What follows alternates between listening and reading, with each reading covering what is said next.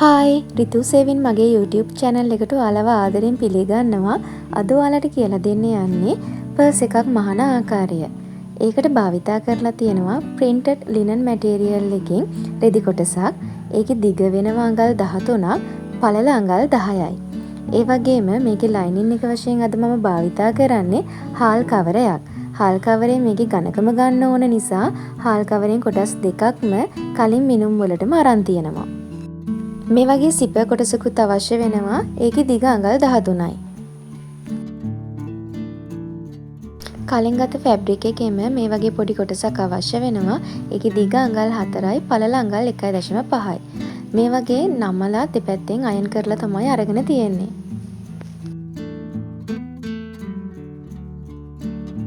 ඊට පස්සේ අපිට සිපර් හෙඩ් එකක් අවශ්‍ය වෙනවා.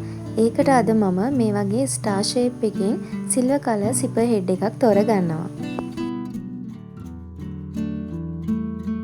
දැන් අපි බලමු මේක මහගන්න ආකාරය. හාල් කවරයෙන් ගත්ත කොටස් දෙකේ print එක තියෙන පැත්ත එක මත එක හිටින විදියට තියාගන්න ඕනේ. ඊට පස්සේ අපි මේකට පොඩි මැහුම් කීපයක් දාගන්නවා මේ කොටස් දෙකම එක කොටසක් කරගන්න.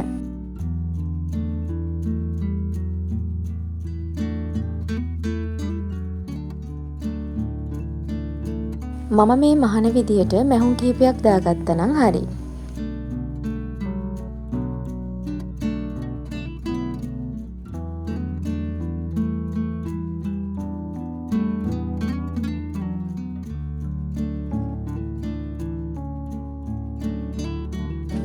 ඒ කොටස මහගෙන ඉවරයි. දැන් අපිට මේකේ අපිට අවශ්‍ය කරන රෙදි කොටස තියලා හතර පැත්තෙන් මහ ගන්න ඕනේ.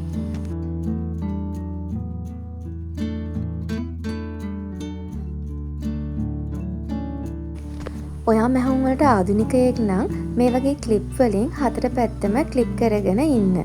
මේ ක්ලිප් නැත්නම් ඔයාලා ගාව තියෙන මොකක් හරි ඇල්පෙනිති වලින් හරි කමක් නැහැ. හතර පැත්තම පින් කරගන්න.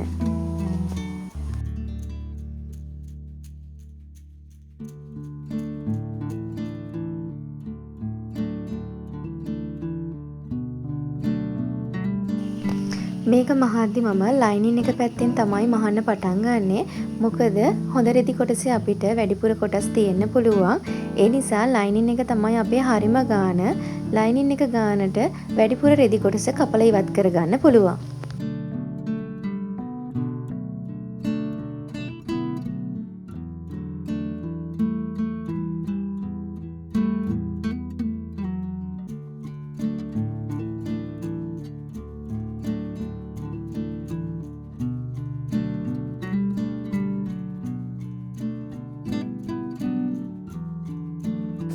දැන් මේ වගේ වැඩිපුර තියෙන කොටස් තියෙනවා නම් ඒවා කපලා ඉවත් කරගන්න.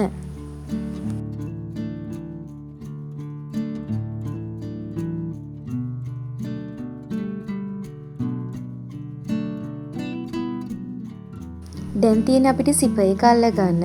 ඒකට සිපර් එක මේ විදිහට කොටස් දෙකට වෙන් කරනවා. ඊට පස්සේ සිපර් එකේ හොඳ පැත්ත පහළට හිටින විදිහට තියාගෙන මේක මම ක්ලිප් කරගන්නවා.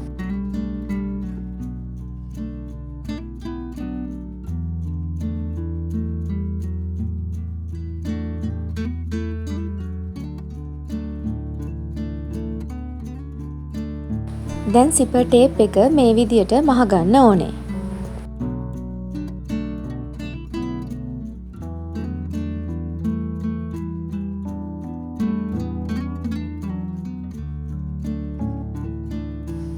දැන් මේ මහගත තැනින් මේ විදිහට අනිත් පැත්තට හරවලා අවුට්ලයින් එකක් දාගන්න ඕනේ.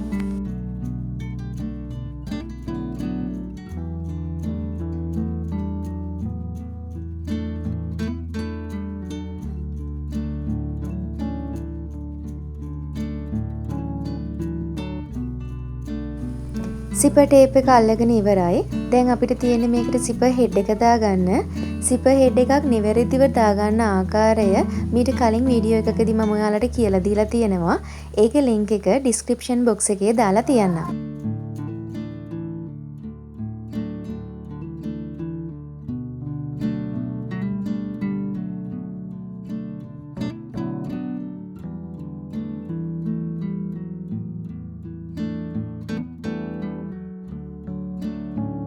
දැන් මේක අපි කන පිට පැත්තට හරව ගන්න ඕනේ.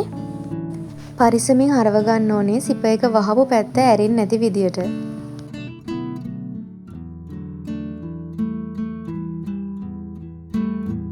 ඊට පස්සේ මම මේ විදියට තියාගෙන උඩ ඉඳලා අඟල් 1.5ක් පහලින් සිප එක තියෙන විදියට තියාගෙන දෙපැත්තම ක්ලිප් කරගන්නවා.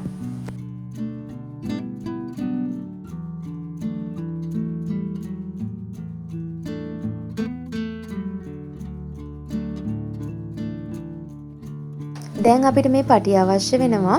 මුලින්ම මේ පටියට මැහුමක් දාගෙන ඊට පස්සේ සිපර් ටේප් එක තියෙන එක පැත්තකට මේක ඇතුල් කරලා මහ ගන්න ඕනේ.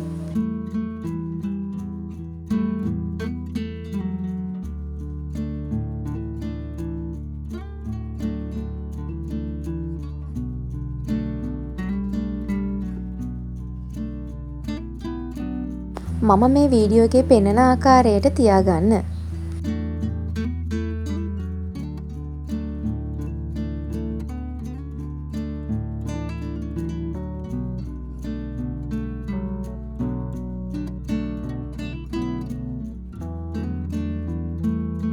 දැන් මේ දෙපැත්ත මහ ගන්න. මැහුම ශක්තිමත් කරගන්න මේ විදියට දෙපාරක් මහ ගන්නවා.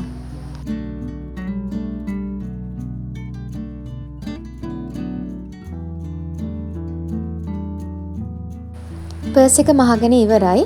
දැන් මේ වගේ වැඩි කොටස් තියෙනවා නම් මේ විදියට කපලා ඉවත් කරගන්න.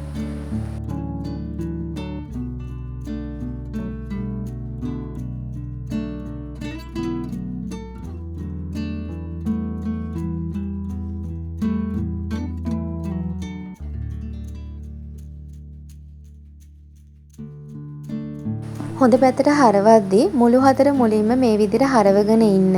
ඊට පස්සේ අපිට සම්පූර්ණයෙන්ම පහසුවෙන් අනිත් පැත්ත හරව ගන්න පුළුවන්.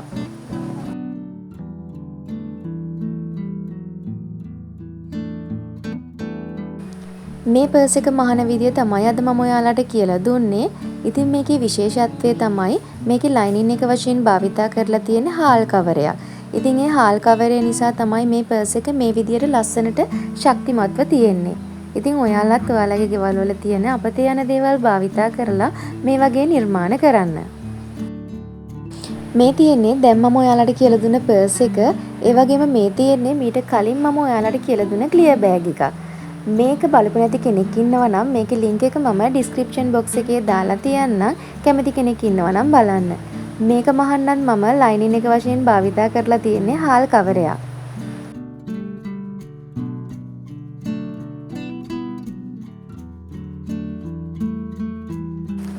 අද මම ඔයාලට කියලා දුන්න මේ පර්ස් එකේ ගොඩක් ඉඩ තියෙනවා ඇතුලේ. ඉතින් අපිට අවශ්‍ය කරන සියලුම දේ මේකට දාගන්න පුළුවන්.